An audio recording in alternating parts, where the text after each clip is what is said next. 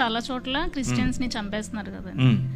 So చంపేసిన వెనకాల ఉన్న వాళ్ళకి ఎందుకు దేవుడు పనిష్ చేయట్లేదు? క్రిస్టియన్స్ని చంపితేనే దేవుడు పనిష్మెంట్ ఇవ్వాలా, లేకపోతే ఎవరిని చంపినా ఇవ్వాలా? క్వశ్చన్ ఏంటి అని అంటే క్రైస్తవుల, బౌద్ధుల, ముస్లిముల, హిందువుల కాదు. ఒక మనిషిని అన్యాయంగా చంపడం, అన్యాయం జరిగిన చోట దేవుడు ఎందుకు ఏం చేయట్లేదు కదా, అంతేనా? హబక్కుకు గ్రంథం అంతా ఇదే. The entire book of Habakkuk is this. ఏంటి నువ్వు చూడవా, అసలు ఉన్నావా? నువ్వు ఉంటే కళ్ళు మూసుకున్న పాట కూడా పాడారు ఒక ఆయన పాత రోజుల్లో. ఉన్నావా, అసలు ఉన్నావా, ఉంటే కళ్ళు మూసుకున్నావా. దిస్ ఘంటసాల గారు పాట, భక్త తుకారం చూసారా? అందరు భక్తులకు ఇదే క్వశ్చన్, మీకొకరికే కాదు, ప్రపంచంలో ఉన్న అన్ని రకాల భక్తులకు ఇదే క్వశ్చన్. అయితే భక్తులు ఏం ఎక్స్పెక్ట్ చేస్తారంటే జరగంగానే ఆయన కత్తెత్తుకొని వచ్చేసి వేసేయాలనుకుంటారు. But God doesn't work like that. ఆయన అలా పనిచేయడు. ఆయన ఏమంటాడు అని అంటే నా ప్లాన్ ఒకటి ఉంది, నేను చేస్తున్నా. అప్పుడు హబక్కుకు కోపం వచ్చి దాన్ని ఏమంటారు, అలిగితాడు. అలిగి పై గోపురం ఎక్కి మఠం వేసుకొని కూర్చుంటాడు, నువ్వు చెప్పు నాకు ఇప్పుడు ఆన్సర్ అని. దానికి ప్రభు ఏం చెప్తున్నాడు అని అంటే, నువ్వు చూస్తుండు, నేను చేస్తున్నా, నేను ఒక నూతన కార్యం చేస్తున్నా, అది వస్తుంది, అది జరుగుతుంది. You just need to see it.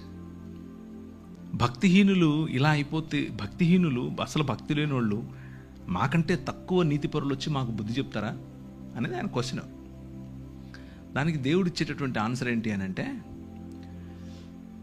నువ్వు చాలా భక్తిపరుడు అని నువ్వు అనుకుంటున్నావు ఇశ్రాయేలు, యూదా, కానీ తూరు 2-3 సార్లు 4 సార్లు చేసిన తప్పు ఏదైతే ఉందో అది నీలో కూడా జరిగితే నిన్ను కూడా అలాగే పంపిస్తా. దమిష్కు 3 సార్లు 4 సార్లు చేసిన తప్పు ఏదైతే ఉందో అది నీలో ఉంటే నిన్ను కూడా అదే చేస్తా. హోషేయ గ్రంథం అంతా ఇదే. సో చిరుత పులుల వల్ల ఎగిరేటటువంటి గుర్రాలు కలిగినటువంటి కల్దీయులను లేపి మీ మధ్యకు తీసుకొస్తా. ఆ కల్దీయులు మిమ్మల్ని చెరపట్టుకొని పోతారు. మేము హింసింపబడటం నీకు ఇష్టమా అని అడుగుతాడు ఈయన. ఏంటిది ఇలా చేస్తావా అంటే, అందుకే విను జాగ్రత్తగా, నేను ఒక కొత్త పని చేస్తున్నా, నూతనమైనటువంటి పని. సంవత్సరాలు గడుచుతూ ఉండగా నీ పని నువ్వు చేయి, నన్ను క్షమించు, నాకు ఇప్పుడు అర్థమైంది. నువ్వు చేస్తున్నావు పని, యూఆర్ వర్కింగ్ బిహైండ్ ఇట్, కాకపోతే నేను అనుకుంటున్న పద్ధతిలో చేయట్లేదు. నాకు ఇక్కడే ఇలాగే పైనుంచి ఉరుములు పడాలి, కింద భూమి పగిలిపోవాలి అని నేను ఎక్స్పెక్ట్ చేస్తున్నాను. అలా కాదు. You have a different way. ఆ డిఫరెంట్ వేలో నువ్వు పని చేస్తున్నావు అని గమనించిన తర్వాత హబక్కుకు ఏమంటాడంటే, సాలలో పశువులు లేకపోయినా, అంజూరపు చెట్టు ఫలించకపోయినా యెహోవా యందే నేను ఆనందిస్తాను. నువ్వు ఉన్నావు, నాకు అర్థమైపోయింది, నువ్వు చేస్తున్నావు, నమస్కారం స్వామి, నువ్వే చెయ్యి అని చెప్తున్నాడు. సో ఫైనల్గా వాళ్ళు పనిష్మెంట్కు లేకపోతే తీర్పు అనేది ఆయన చేతిలో ఉంది. Let's put it this way. మనం అనుకున్నట్లుగా కాకపోయినా ఆయన తనదైన శైలిలో, తన పద్ధతిలో సమస్తాన్ని నూతనపరుస్తున్నాడు. కొందరికి ఛాన్స్ ఇచ్చి నూతనపరుస్తాడు, కొందరికి పళ్ళు రాలగొట్టి నూతనపరుస్తాడు. రెండిట్లో ఏది కరెక్ట్ అనేది ఆయనకే వదిలేద్దాం, ఆయన చేస్తాడు. He's doing it. చాలామంది నేను చూశాను, ఏంటి ప్రభా ఇది, మీకు ఎప్పుడు రాలేదు ఇలాంటి క్వశ్చన్స్? మా పెద్ద పాపకి టెట్రాలజీ ఆఫ్ ఫాలో, హార్ట్లో 4 రకాలైన ఇబ్బందులు ఉంటాయి. నేను ఒకరోజు కారు తోలుకుంటూ బయటకు వచ్చి గట్టిగా రోడ్డు మీద నిలబడుకొని అరుస్తున్నాను, ఎందుకంటే ఆ ఒత్తిడి తట్టుకోలేక. నేను నీ కోసం నువ్వు చెప్పావని చెప్పి నార్త్ ఇండియాకి వచ్చి ఇక్కడ పరిచయం చేస్తుంటే నా బిడ్డకి ఇలా చేస్తావా నువ్వు? నా క్వశ్చన్ సేమ్ హబక్కు క్వశ్చనే. నా బిడ్డకి ఇలా చేస్తావా, ఆమెను ఇలా చేస్తావా? ఇక్కడే టైప్లో అనమాట, కమండలో నుంచి నీళ్ళు తీసేసి టైప్లో.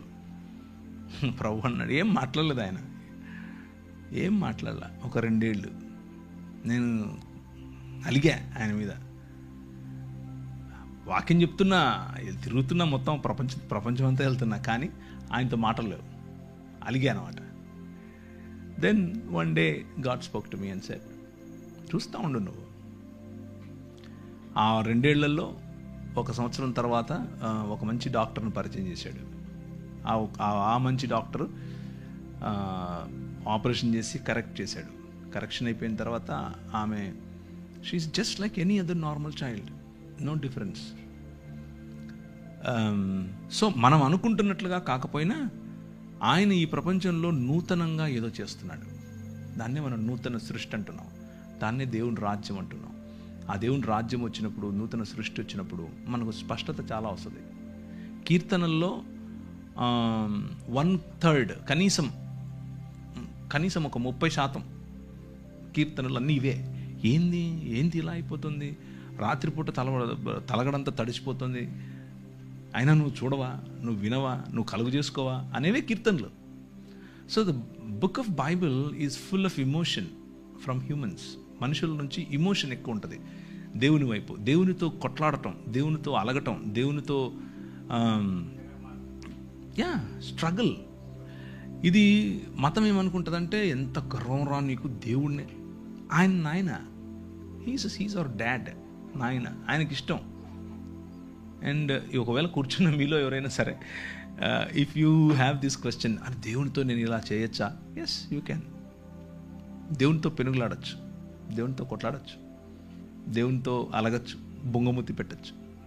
He understands it, he comes to you. మీరు అలగటాన్ని, మీరు కోప్పడటాన్ని ఆయన అర్థం చేసుకుంటాడు. చేసుకుని నాకు ఒక పద్ధతి ఉంది, ఆ పద్ధతిలో నేను చేస్తున్నాను అన్న కమ్యూనికేషన్ మనకి ఇస్తాడు. And it is your right, because your మీ హక్కు అది, ఎందుకంటే మీరు ఆయన పిల్లలు, రైట్?